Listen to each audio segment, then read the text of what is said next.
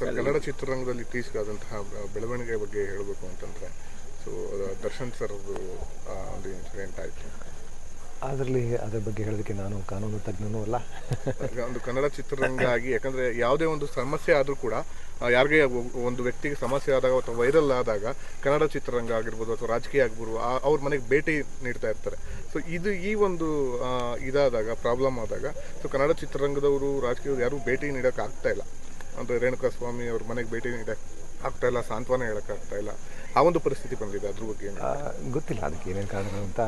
ಅದನ್ನೇ ಅನಲೈಸ್ ಮಾಡ್ಕೊಂಡು ಕೂತ್ಕೊಳ್ಬೇಕಂತ ಬೇಕಾದಷ್ಟು ಜ್ವಲಂತ ಸಮಸ್ಯೆಗಳಿವೆ. ನಮಗೆ ಅದ್ರ ಬಗ್ಗೆ ಮಾತಾಡೋದು ಬೆಟರ್ ಅನಿಸುತ್ತೆ.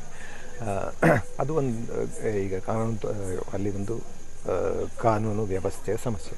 ಅದಕ್ಕೆ ಕಾನೂನಿದೆ, ಕಾನೂನು ತನ್ನ ಕೆಲಸ ಮಾಡುತ್ತೆ. ಇಲ್ಲಿ ನಿಷ್ಪಕ್ಷವಾಗಿ ಆ ಕೆಲಸ ನಿರ್ವಹಿಸ್ತಾ ಇದ್ದಾರೆ ಅನ್ನೋದು ಕಣ್ಣಿಗೆ ಕಾಣಿಸ್ತಾ ಇದೆ. ಹಾಗಾಗಿ ನಾವು ಅದ್ರ ಬಗ್ಗೆ ಹೆಚ್ಚಿಗೆ ಮಾತಾಡದಿರೋದು ನಿರ್ಣಯ ಬರೋ ತನಕ ನಾವು ಯಾರ ಬಗ್ಗೆಯೂ ಯಾವುದೋ ಒಪಿನಿಯನ್ ಫಾರ್ಮ್ ಮಾಡ್ಕೊಳ್ಳೋದಿಲ್ಲ, ಒಳ್ಳೆಯದು. ಪೊಲೀಸ್ ವ್ಯವಸ್ಥೆ ಇದೆ, ಕೋರ್ಟಿನ ವ್ಯವಸ್ಥೆ ಇದೆ, ಅಲ್ಲೂ ಅದನ್ನು ಮಾಡುತ್ತೆ. ಆದರೆ ನಾವು ಇವತ್ತು ಮಾತಾಡಬೇಕಾಗಿರುವಂಥ ವಿಷಯಗಳು ಬೇಕಾದಷ್ಟು. ನಮ್ಮಲ್ಲಿ ಕಣ್ಣೆದುರಿಗೆ ಕಾಣಿಸ್ತಾ ಇದೆ. ಇವತ್ತು ನೀಟಿನ ಸಮಸ್ಯೆ ಇದೆ.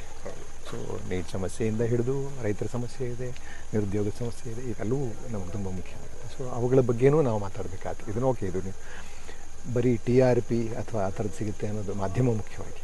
ಮಾಧ್ಯಮ ಇವೆಲ್ಲವನ್ನೂ ಎತ್ತಿ ತೋರಿಸ್ಬೇಕಾಗ್ತದೆ. ಫೈನ್, ಅದನ್ನು ಮಾಡಿ, ಅದನ್ನು ಒಂದು ಸಮಸ್ಯೆ. ಆದರೆ ನನಗೆ ಈಗ ಸೌಜನ್ಯ ಕೇಸ್ನಲ್ಲಿ ಯಾಕೆ ಮಾಧ್ಯಮ ಇಷ್ಟು ಸಕ್ರಿಯವಾಗಿಲ್ಲ? ಅಲ್ಲೂ ಅಪರಾಧ ನಡೆದಿತ್ತು, ಅಲ್ಲೂ ಅನ್ಯಾಯ ಆಗಿತ್ತಲ್ಲ.